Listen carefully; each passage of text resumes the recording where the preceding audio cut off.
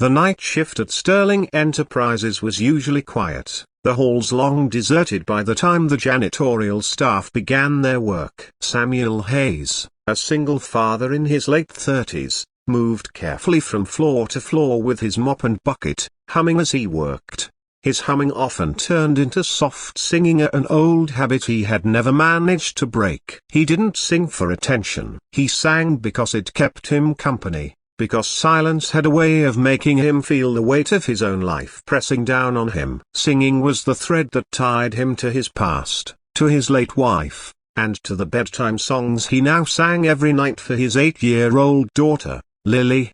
Samuel's voice wasn't extraordinary. It wasn't polished like a performer's, but it carried warmth, a softness that came from the depths of his heart. It was the kind of voice that soothed, the kind that could calm storms inside restless souls. But to Charlotte Sterling, the iron-willed CEO of Sterling Enterprises, Samuel's voice was noise. Charlotte had built her billion-dollar empire with discipline and strict standards. She believed that order was everything, and that professionalism was non-negotiable even from the lowest-ranked employees in her company. To her, a janitor was paid to clean, not to sing. One evening, long after most executives had left, Charlotte worked late in her glass-walled office on the top floor. Her daughter, Emma, lay curled up on the small couch nearby. Emma was 10 years old, bright-eyed, and beautiful, but she lived with autism. Sleep was her constant struggle. The slightest noise or disruption could keep her awake for hours. The only time Emma seemed truly at peace was when she heard something that touched her differently from the rest of the world. That night,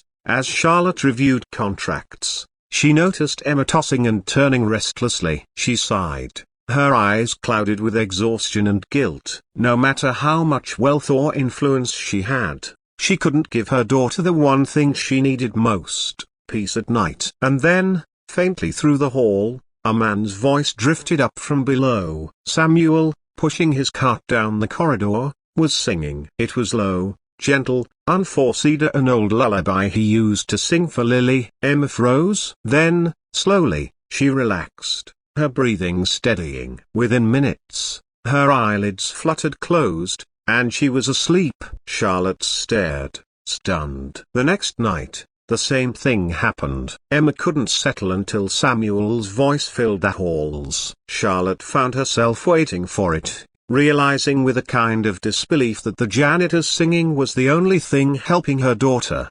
But Charlotte's pride and perfectionism warred inside her. It was unprofessional, she told herself. It was distracting. Employees couldn't just walk around doing whatever they wanted, even if it was harmless. She told herself she needed to enforce order. So, 2 days later, she called Samuel into her office. He walked in nervously, his hands still smelling faintly of cleaning supplies. "You wanted to see me, Mom?" Charlotte's eyes were cool, practiced. She had fired countless people in her career without flinching. But for some reason, Samuel's steady, tired eyes made it harder. "Mr. Hayes," she began, "I've had reports and I've heard myself that you've been singing during your shifts. This is a workplace, not a stage. It's unprofessional and disruptive." Samuel swallowed. "I didn't mean to disturb anyone. It's just a broken bar habit. I sing for my daughter at home. She broken bar, she needs it to sleep,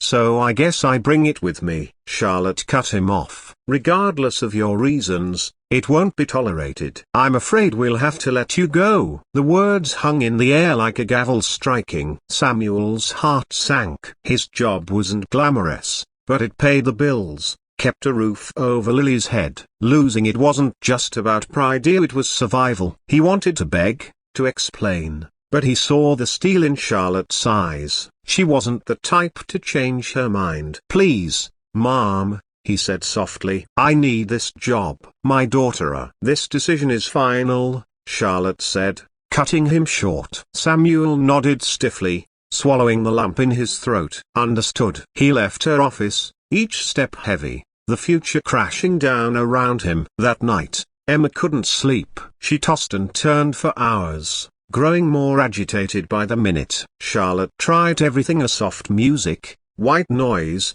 even humming herself. But nothing worked. Emma cried until dawn, leaving Charlotte in tears too, helpless and broken in a way she rarely allowed herself to feel. And that's when the cruel irony hit her. She had fired the one man whose voice carried the magic her daughter needed. For the first time in her life, Charlotte Sterling, the unshakable CEO who had conquered industries, felt like she had made the gravest mistake of her career.